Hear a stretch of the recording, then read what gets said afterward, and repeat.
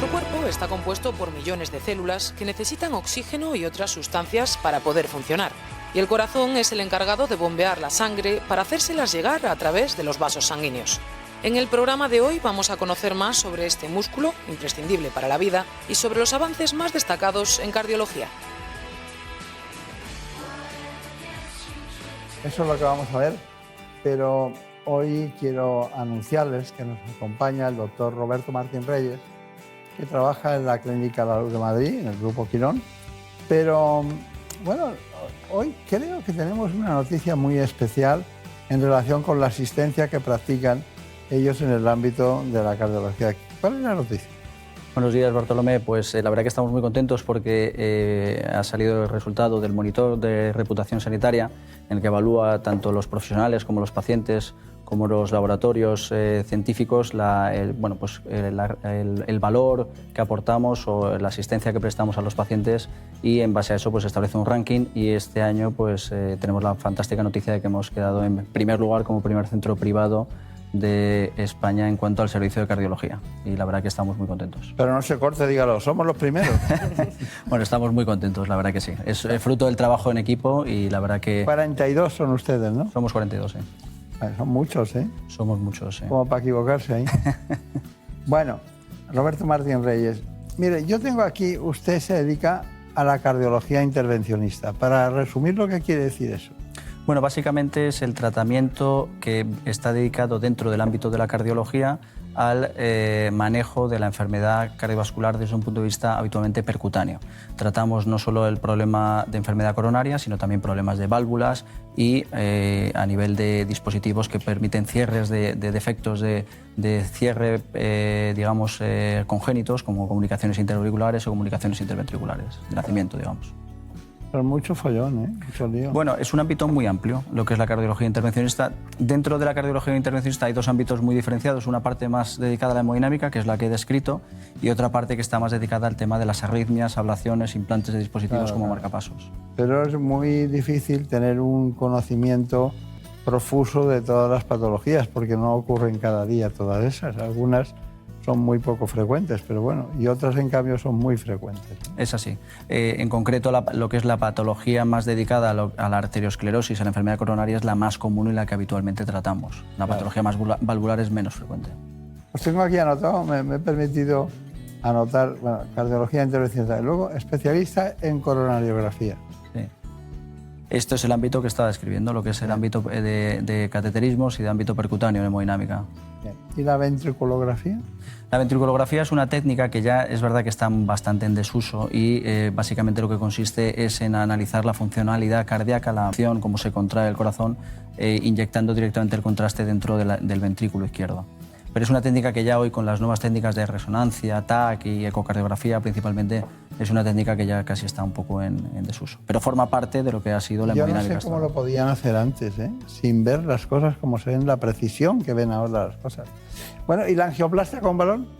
Bueno, la angioplastia al final es el tratamiento de las lesiones coronarias. Entonces, habitualmente se suele hacer una angioplastia con balón, que es dilatar primero la arteria, y luego después se suele poner un stent, que es una plataforma metálica, que es lo que digamos que deja como estabilizada la placa y evita que haya de nuevo una nueva obstrucción, ¿no? Claro.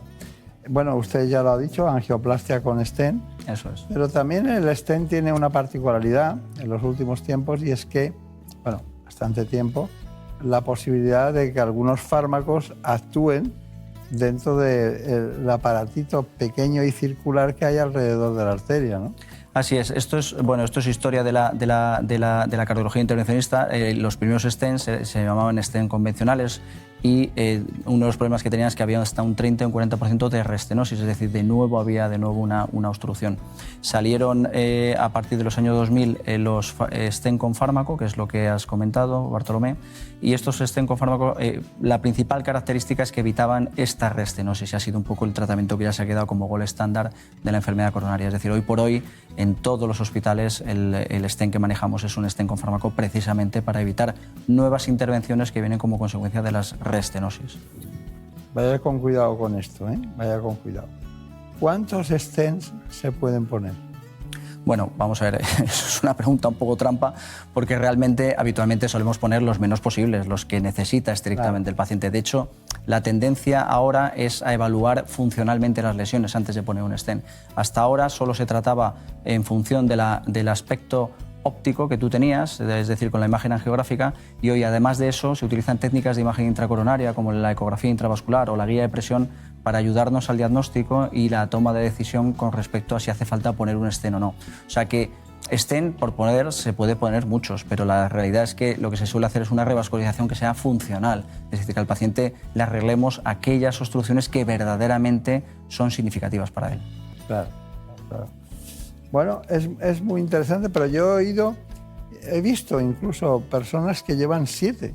Sí, y alguno más. Pero eso ya es canalizar una zona que está obstruida por todos los lados, ¿no? Claro, eso habitualmente cuando ves tanto stent o cuando un paciente lleva tanto stent es porque habitualmente se ha reconstruido una arteria y es lo que llamamos en inglés full metal jacket, que es decir, hacerle una chaqueta de metal básicamente a toda la arteria y es porque has tenido que reconstruirla de principio a fin. Entonces, esos casos habitualmente pues, se dan o en pacientes que han tenido alguna complicación o en pacientes que se ha tratado una oclusión crónica, que son, digamos, uno de los aspectos más complejos de la enfermedad coronaria. Es muy interesante este asunto, muy interesante. Y es difícil que progrese todavía más aún, ¿no? Porque salvo el diagnóstico y el posible tratamiento en cada zona, porque habrá unas zonas de lo que es el árbol vascular cardíaco que sea más susceptible de intervenir, ¿no? Habrá unos sitios muy delicados, mortales prácticamente cuando se obstruye y otros que uno puede seguir trabajando con ellos, ¿no? Así es. Dentro de lo que es el tratamiento de la enfermedad coronaria, como comentas, es verdad que se ha avanzado mucho en cuanto a técnicas y dispositivos y últimamente también han salido nuevas técnicas como es la litotricia y como es el láser intracoronario, que nos ayuda sobre todo al manejo de la enfermedad coronaria la más compleja que hay, que es la severamente calcificada. Esos son los pacientes más complejos.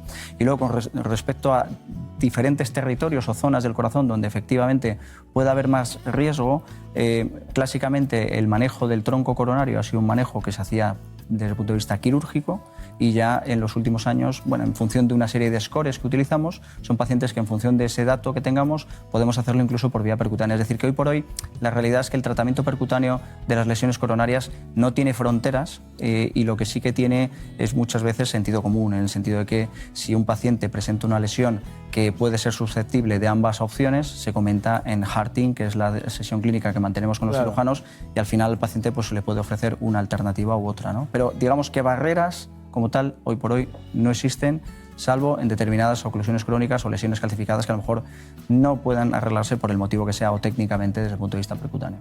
Está bien. Bueno, hoy usted nos ha dado una noticia, concretamente de su actividad asistencial, que ha sido muy meritoria este año y por eso le han dado el premio, pero tenemos más noticias. ¿Le parece bien que vayamos con ellas? Vamos a por ellas. Tenemos que continuar porque tenemos un monográfico con el doctor que es muy importante para nosotros. Roberto Martín Reyes, ¿qué me cuentas de él? Pues ya lo están viendo, hoy nos acompaña el doctor Roberto Martín Reyes.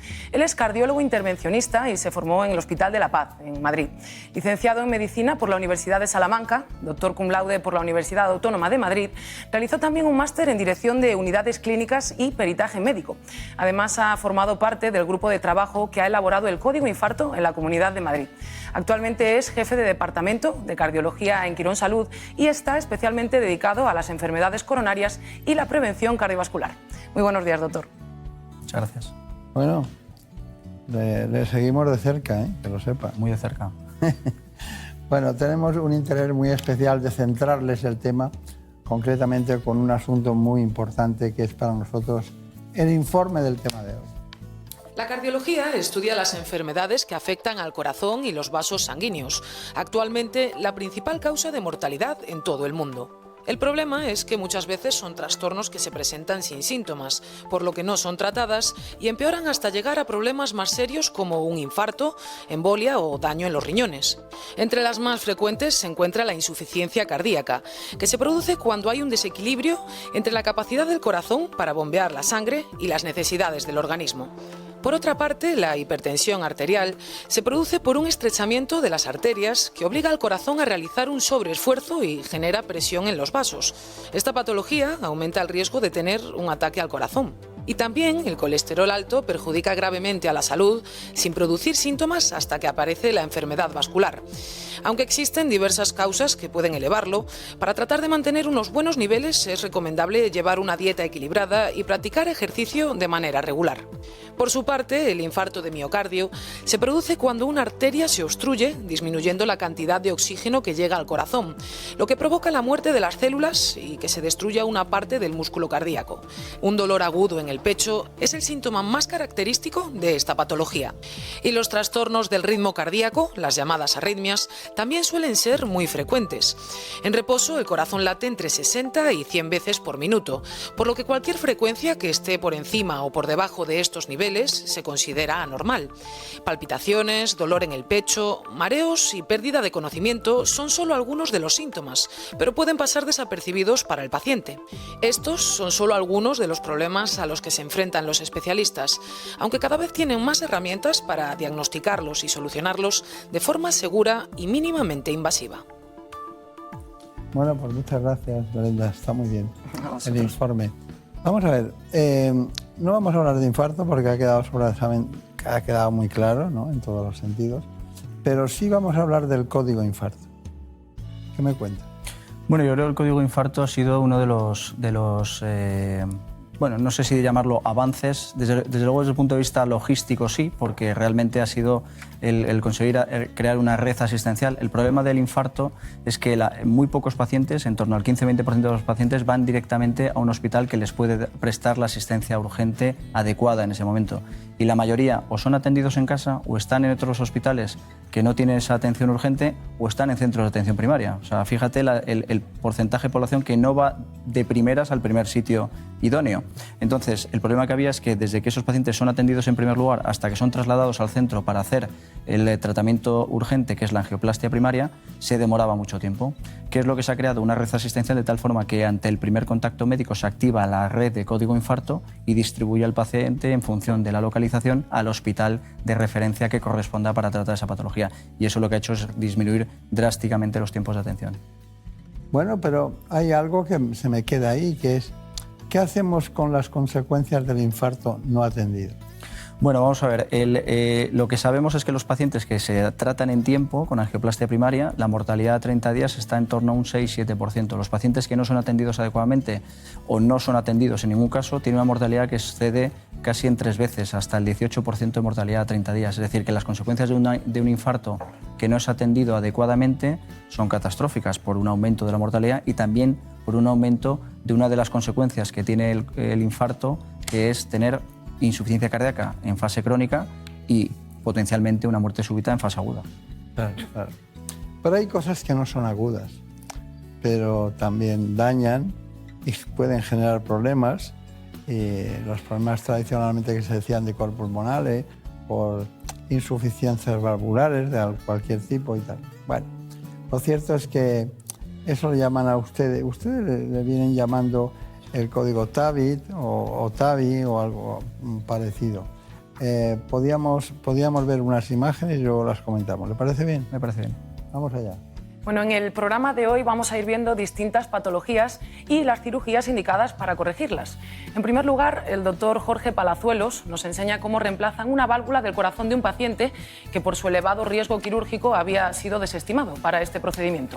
Finalmente, el equipo de hemodinámica del Hospital de la Luz ha decidido realizar la intervención.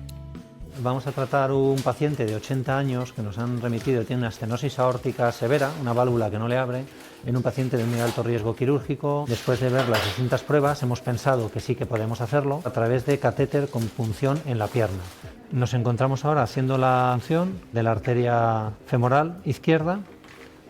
Confirmamos que estamos en la arteria que se ve por ese chorro de sangre y metemos una guía que nos marca el raíl por el que vamos a avanzar. Esa especie de Y invertida son el eje iliofemoral, el izquierdo y el derecho. Entonces ese es el recorrido por el que tiene que ir nuestra válvula y el catéter que lleva la válvula. Ahora nos están montando la válvula y vamos a avanzarla por esta última guía que hemos puesto con intención ya de llegar hasta el corazón e implantarla. Estamos avanzando la válvula a través del catéter. Viene plegada y ahora se va a abrir como una copa La vamos a subir hasta el corazón. Y ahora filmamos para asegurar que estamos a la altura correspondiente. Y vamos poco a poco abriendo la válvula. Ahí está bien. Ahí está bien. Hemos puesto la válvula, hacemos un control para confirmar que está bien. Cine. Pues está muy bien. Ha ido todo muy bien. Se dice fácil eso de ha ido todo muy bien, pero hay que hacerlo, ¿eh? Hay que hacerlo. Bueno, de todas maneras, ¿tiene que hacer algún comentario de este asunto? Bueno, la TAVI, que es el implante percutáneo de válvula aórtica, al final ha sido uno de los grandes descubrimientos y técnicas terapéuticas de los últimos años, porque la verdad que para pacientes de alto riesgo quirúrgico que antes no se les podía reemplazar la válvula aórtica, esto les ha abierto una ventana de oportunidad tremenda, porque son pacientes que por comorbilidades o por fragilidad se desestimaba para cirugía, y esto les ha permitido, esta técnica les ha permitido tener una calidad de vida mucho mejor e incluso una supervivencia mayor, claro. Me da la impresión de que tardan mucho en ir al especialista, que van aguantando cuando tienen un problema aórtico. Es muy curioso, porque es una calcificación en realidad, ¿no? Sí, es verdad que es una patología que habitualmente siempre, sobre todo en gente más mayor, se ha dejado un poco que fuera evolucionando pues, progresivamente, ¿no? Ahora sí que se es un poco más proactivo con respecto a no dejar evolucionar, y de hecho hay tendencia y hay datos que cuanto antes se coja mejor, ¿no? A la hora de tratarla. Pues vamos con otro tema que es muy apasionante, muy de actualidad, más próximo en todos los sentidos, que es la cirugía de las arritmias. Fíjense en este dato. Haciendo un mapa en 3D del corazón. Es la forma que tienen los navegadores de ayudar a diagnosticar las arritmias más complejas. Así que vamos a volver a los quirófanos de la luz, en esta ocasión con el doctor Juan Benezet, para ver cómo utilizan exactamente esta tecnología y qué ventajas ofrece a la hora de localizar y corregir una arritmia. Es un paciente de 65 años que lleva varias crisis de arritmias, de taquicardias, que las nota y que aparte pues, le han hecho pues, deteriorar su grado funcional, encontrarse cada vez peor, cansarse más, y se ha conseguido documentar una arritmia que es un flúter izquierdo, un flúter de la aurícula izquierda. Un flúter es una arritmia de las aurículas organizada que sigue unos circuitos dentro del corazón y que se pueden tratar y curar mediante la ablación con radiofrecuencia. Y eso es lo que vamos a hacer hoy. Bueno, pues en este procedimiento lo primero que hacemos es coger unos accesos vasculares, llegamos al corazón. En este caso lo que hemos hecho es llegar a la aurícula izquierda. Hacemos una reconstrucción de la cavidad de la aurícula izquierda y además recogemos los puntos de activación eléctrica, por los cuales somos capaces de saber por dónde está pasando esta arritmia. Y en esos puntos somos capaces de, aplicando calor, aplicando radiofrecuencia, hacer una quemadura e interrumpir la taquicardia. Pues nada, ya hemos hecho el mapa de la aurícula izquierda, es un mapa anatómico, pero además hemos recogido un montón de puntos eléctricos y ahora vamos a empezar a optimizar esas señales que hemos recogido, quitando las que no nos interesan, para conseguir un mapa eléctrico de la arritmia, localizando los puntos donde vamos a nosotros ahora a aplicar la radiofrecuencia para interrumpirla. Hemos hecho ya las aplicaciones de radiofrecuencia, es decir, hemos hecho esa quemadura, esos puntitos rojos que se ven ahí en la anatomía. Haciendo la quemadura hemos interrumpido la arritmia y ahora ya con eso pues vamos a comprobar que no existe paso de electricidad y que esta arritmia ya no va a volver más. El paciente está en ritmo sinusal, en ritmo normal, estará unas horas en observación, hará reposo en relación al tema de la punción y mañana pues a primera hora se comprueba que está todo bien y podrá ir para casa. Eso es lo que quieren los pacientes, ir pronto para casa. He estado en ese quirófano y parece muy grande, pero es pequeñito, ¿eh? Sí, la imagen a lo mejor es más llamativa en televisión, sí, que luego realmente el espacio. Es verdad que cuando se junta mucha gente también al final parece más pequeño. Claro. La verdad que en las arritmias ha habido un cambio tremendo en los últimos años en cuanto al manejo de las mismas y sobre todo principalmente por el uso de los navegadores, que era un poco el tema que sacabais en el vídeo. Y sobre todo los navegadores han aportado dos cosas fundamentales. Una, que podemos localizar exactamente dónde se producen algunas arritmias, no hay que andar ahí buscando y muchas veces aumentando el riesgo de perforaciones o de complicaciones. Y dos, que sobre todo lo que evitas es también o reduces el riesgo de radiación, porque utilizas menos la oscopia y utilizas más el navegador, que te permite localizarte igualmente sin necesidad de estar pisando oscopia continuamente, que es un beneficio tanto para el paciente como para el médico. Muy bien, perfecto. Pues tenemos que seguir con la cirugía en la Clínica La Luz, la cirugía del equipo del doctor Martín Reyes, pero cirugía angioplástica. Sí, nos hablaba al principio el doctor Reyes, pero les ampliamos la información. Hablamos ahora de acumulación de calcio en las arterias, un trastorno que puede desembocar en numerosas enfermedades cardíacas al estrechar estos vasos y volverlos más rígidos. Así que volvemos a los quirófanos de la luz para que el doctor Palazuelos y el doctor Hernández nos cuenten cómo se deshacen de este problema. El paciente que vamos a tratar hoy es un paciente que viene por segunda vez, que es de alto riesgo y alta complejidad. Es un varón de 68 años de edad que, realizándose un estudio para trasplante pulmonar, en la fase previa se detecta calcificación en las arterias del corazón. Se le hace un estudio diagnóstico en el que se confirma que tiene mucha suciedad y obstrucción en varias arterias del corazón y nos lo remiten para tratamiento. Lo que vamos a hacer hoy con toda esa calcificación es usar técnicas de modificación de placa avanzadas, como es el balón de corte, la aterectomía rotacional y las distintas herramientas de las que disponemos hoy día y que tenemos en el centro pues, para tratar a estos pacientes. El procedimiento que hacemos para tratar las arterias coronarias consiste en un cateterismo que en la mayoría de los casos vamos por el acceso radial, por la arteria de la muñeca, brazo derecho, brazo izquierdo, para poder llegar por una vía natural hasta las coronarias, hasta las arterias que llevan sangre al corazón. Como sabemos que este paciente tiene una calcificación severa en esta arteria, vamos a utilizar una técnica a través del catéter para poder romper el calcio como una pequeña fresa y así facilitar la dilatación de la arteria y el poder poner un stent, que es una prótesis metálica que permanezca dentro de la arteria y permita que la sangre pase con facilidad. Una de las ventajas de esta técnica es que permite una recuperación muy rápida del paciente. El posoperatorio solo implica la compresión del acceso en la arteria donde hemos pinchado, en la muñeca, y el paciente en general al día siguiente se puede ir de alta y reincorporarse a su vida normal. Muy bien, doctor Roberto Martín Reyes, me gustaría saber finalmente un asunto que es que, ¿qué piensa de este tema, de este último tema? Bueno, este es un poco el ejemplo que hablábamos antes de dentro de la enfermedad coronaria y de las angioplastias y de los cateterismos con stent.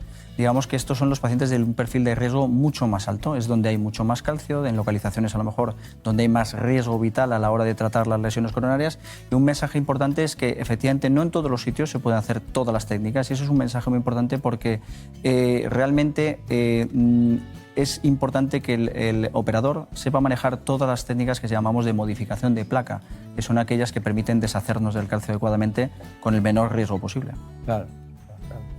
Bueno, pues hemos llegado aquí hasta el final del espacio, pero quiero recordar, fibrilación auricular como consecuencia de una arritmia. ¿Sigue siendo la arritmia el proceso más frecuente de la cardiología o no? Bueno, yo diría que es un mix entre arritmias y cardiopatía isquémica. O sea, yo creo que la cardiopatía isquémica y los procesos de arritmias son los dos grandes bloques, y luego está la insuficiencia cardíaca y las valvulopatías. O sea, yo creo que esos cuatro grandes bloques, cardiopatía isquémica, fibrilación auricular, valvulopatías e insuficiencia cardíaca, yo creo que son los cuatro grandes bloques de la cardiología. Perfecto, está muy bien.